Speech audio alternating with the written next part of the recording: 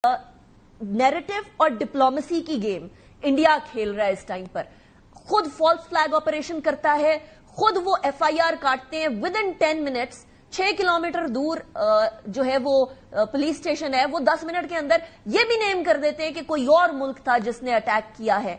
कोई इन्वेस्टिगेशन नहीं, कोई विटनेस नहीं, नथिंग एट ऑल। लेकिन एक नैरेटिव बिल्ड किया जा रहा है, डिप्लोमेसी की जा रही है। पाकिस्तान इस नैरेटिव बिल्डिंग में और डिप्लोमेसी में बिलखुसूस कहां तक पहुंचा है आपकी नजर में? देखिए, मैं ये समझता हूं कि इस वक्त जो इंडियन मीडिया रो रहा है, आपने देखा होगा कि बरखा दत्त जैसी उनकी सीनियर जर्नलिस्ट कह रही है कि इंडिया का बयानिया नहीं चल रहा और दुनिया में इंडिया का बयानिया माना नहीं जा रहा। आप अगर ओवरऑल उनकी सोशल मीडिया को देखें तो वो तस्लीम कर रहे हैं कि पाकिस्तान नैरेटिव की जंग जीत चुका है। और मैं ये अपॉर्चुनिटी लूंगा सहाफी बरादरी को, पाकिस्तान के टीवी चैनल्स को, पाकिस्तान के सोशल मीडिया यूजर्स को खराज तहसीन पेश करने के लिए कि सब यक ज़बान होके इंडियन प्रोपेगेंडा का मुकाबला कर रहे हैं और जो बेबुनियाद इल्जामात इंडिया ने लगाए बगैर इन्वेस्टिगेशन, बगैर इंक्वायरी के फौरन का जी हम पाकिस्तान के खिलाफ ये एक्शन लेंगे, वो लेंगे। एक्शन आपने क्या लेना था? आप ट्रीटी तो वन साइडेड या यकतरफा तौर पे यूनिलैटरली खत्म तो नहीं कर सकते। और पाकिस्तान ने तो मुंह तोड़ जवाब दिया कि हमारे पानी का अगर रुख मोड़ा या पानी रोका तो पाकिस्तान इसको एक्ट ऑफ वॉर कंसिडर करेगा और फुल फोर्स के साथ रिस्पॉन्ड करेगा। तो हमारा इलामिया नेशनल सिक्योरिटी कमेटी का इनकी फोकी प्रेस कॉन्फ्रेंस से कई गुना ज्यादा स्ट्रांग था और पाकिस्तान ने अमली स्टेप्स भी लिए। हमने एयर स्पेस बंद कर दी है। इस वक्त इंडियन ओन्ड और मैनेज जो एयरलाइंस हैं वो लंबा रूट लेके आ रही हैं, रीफ्यूल करना पड़ रहा है, डाइवर्जन हो रही हैं, फ्यूल कॉस्ट बढ़ गई है, टिकट्स की कीमत ऊपर चली गई है। तो इनको तो बड़ी जहमत हुई है, इकोनॉमी को हिट पड़ रही है। इंडियन अशिया जो गुड्स हैं वो किसी तीसरे मुल्क से भी पाकिस्तान में नहीं आ सकते, वो अलग इनको इकोनॉमी इनकी सफर करेगी। तो मेरा ख्याल है कि इस वक्त इंडिया बैकफुट पे है और उन्होंने देख लिया है कि नैरेटिव भी पाकिस्तान का सुपीरियर है और उसके साथ साथ पाकिस्तान ने अमली तौर पे इकदाम करके इनको बैकफुट पे किया है, जिसका इनके पास कोई जवाब अब नहीं है। और इनको नमोशी उठाना पड़ी कि हमेशा ये कोई ना कोई ऐसा फॉल्स फ्लैग ऑपरेशन करते हैं जिसमें इनको शर्मिंदगी होती है।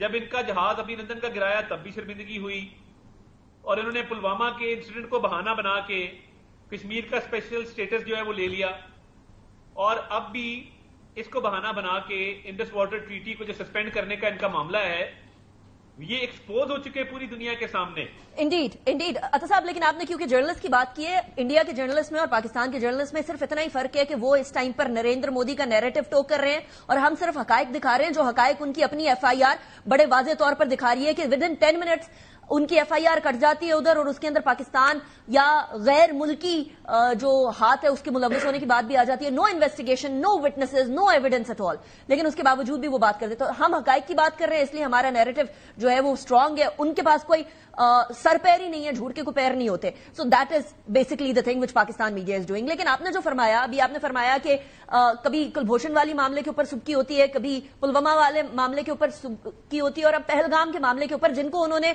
इंडियन मीडिया ने मरा हुआ दिखाया था कि ये शख्स जो है वो नेवल कपल है और वो नेवल आदमी मर गया है और वो कपल ने आके खुद उसको निगेट कर दिया है। और उनकी अपनी आर्मी से बहुत सारी वीडियोज आ रही हैं जहां वो तंग आ चुके हैं नरेंद्र मोदी से। कब तक दो न्यूक्लियर स्टेट इस तरह के रवैये के साथ आगे बढ़ सकती हैं? इसका कोई परमानेंट सोल्यूशन तो करना पड़ेगा ना। देखिए, बात यह है कि अग्रेशन हमेशा वहां से हुई, प्रोवोकेशन हमेशा वहां से हुई और एक बदनीति पे मबनी कैंपेन भी वहां से चलती है।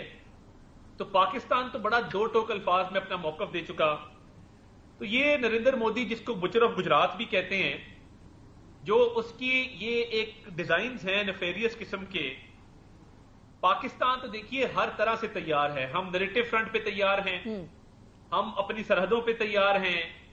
किसी मिस एडवेंचर का जो भरपूर जवाब पाकिस्तान देगा और देने की सलाहियत रखता है। फौज पाकिस्तान के पास भरपूर सलाहियत है। तो देखिए, ये इंडिया को जिम्मेदारी का मुजाहरा करना होगा और जिस तरह ये बैकफुट पे गए हैं और अब इनको समझ नहीं आ रही है हम क्या छेड़ बैठे हैं, तो ये तो पाकिस्तानी कौम पूरी मुतहद होकर इनके खिलाफ डट के खड़ी है اور دیکھیے پاکستان کی سگنیفیکنس دنیا میں as a front line state ہے دہشت گردی کے خلاف. And we have suffered the most. As a country, we have suffered the most from terrorism. So we are not perpetrators of terrorism. 80,000 deaths in Pakistan due to terrorism. We stand as a wall between the terrorists and our own country and the rest of the world. ہم تو ایک wall of defense ہیں. یعنی ہم دہشت گردوں کا آج بھی مقابلہ کر رہے ہیں. 80,000 ہمارے لوگ شہید ہوئے ہیں. تو ہم تو پورا کردار ادا کر رہے ہیں. بھارت دہشت گردی کو استعمال بھی کرتا ہے. Kulbhushan Yadav, a naval commissioned officer of the Indian Navy, is in our custody. Yes. He was involved in activities of terrorism. تو یہ بلوچستان میں کے پی کے اندر انڈیا کی پوری انوالومنٹ ہے دہشت گردی کے اندر, اور خود وکٹم پلے کرتے ہیں. یہ بڑی آرٹ ہے. ویسے یہ مجھے لگتا ہے بالی ووڈ سے انہوں نے سیکھا کہ مظلوم بھی خود بن جاؤ اور دہشت گردی بھی خود کرواؤ. تو یہ دونوں کام کٹھے چل نہیں سکتے. اب تو عطا صاحب, اب تو یہ سرٹیفائڈ دہشت گرد ہو گئے نا. اب تو صرف پاکستان نہیں کہہ رہا. کسی زمانے میں تو پاکستان کہا کرتا تھا نا. اب تو کینیڈا نے بھی بول دیا, یو ایس اے نے بھی بول دیا, مختلف سرحدوں کے اندر. پھر نیپال تنگ آیا ہے, بنگلہ دیش نے اب کہہ دیا, Bhutan, Myanmar, all these countries obviously سفر کر رہے ہیں. سری لنکا سفر کر کے ہٹا ان کی حرکتوں سے. وہاں مالدیوز نے ان کو بڑا آنکھیں دکھائی تھی اس ٹائم پر. سو اب تو سرٹیفائڈ دہشت گرد ہو گیا انڈیا. لیکن ایسی سچویشن, بہت اچھی ٹرم یوز کی. بلکہ میں چاہوں گا کہ تمام لوگ اس کو یوز کریں سوشل میڈیا پہ کہ انڈیا ایک سرٹیفائڈ دہشت گرد ملک ہے, جو دہشت گردی کی کارروائیوں میں بھی ملوث ہے, جو سکھوں کے خلاف پوری دنیا میں اسیسینیشن کرواتا ہے, اور پاکستان کے اندر بھی دہشت گردی کی کارروائیوں میں ملوث ہے. اور ان کو ایک اور تکلیف ہوئی. آپ کی بات سے مجھے یاد آیا, جب سے پاکستان میں دہشت گردوں کے خلاف کامیاب آپریشن ہو رہے ہیں, دہشت گرد بیک فٹ پہ گئے, انڈیا کو بڑی تکلیف ہوئی ہے. تو یہ جو سارا ڈرامہ رچایا گیا ہے, اس کے پیچھے ایک ریزن یہ بھی ہے کہ ان کو نظر آ رہا تھا کہ پاکستان دہشت گردوں کے خلاف کامیابیاں حاصل کر رہا ہے, اور ان کو اس کی تکلیف ہو رہی تھی کہ پاکستان میں امن کیوں آ رہا ہے, پراسپیرٹی کیوں آ رہی ہے. ان کو اپنی پڑ گئی, اور پھر انہوں نے یہ جو ہے اس طرح کے کام شروع کیے. تو میں ایک اور پیغام دینا چاہتا ہوں کہ اگر پراکسیز کے تھرو بھی پاکستان کے اندر کوئی دہشت گردی کی کارروائیاں ہوئیں تو پاکستان بھرپور طریقے سے اس کا جواب دینے کا حق محفوظ رکھتا ہے. اور پاکستان اس وقت یونائٹڈ کھڑا ہے. اور آپ کے اپنے لوگ آپ کے خلاف بول رہے ہیں, وہ کہہ رہے ہیں کہ ایک ڈیڈ باڈی پڑی تھی, اس کو بلیڈ کیوں کرنے دیا گیا. وہ کہہ رہے ہیں کہ یہ جو فیک ویڈیو آئی ہے کپل کی کیوں لگائی جا رہی ہے.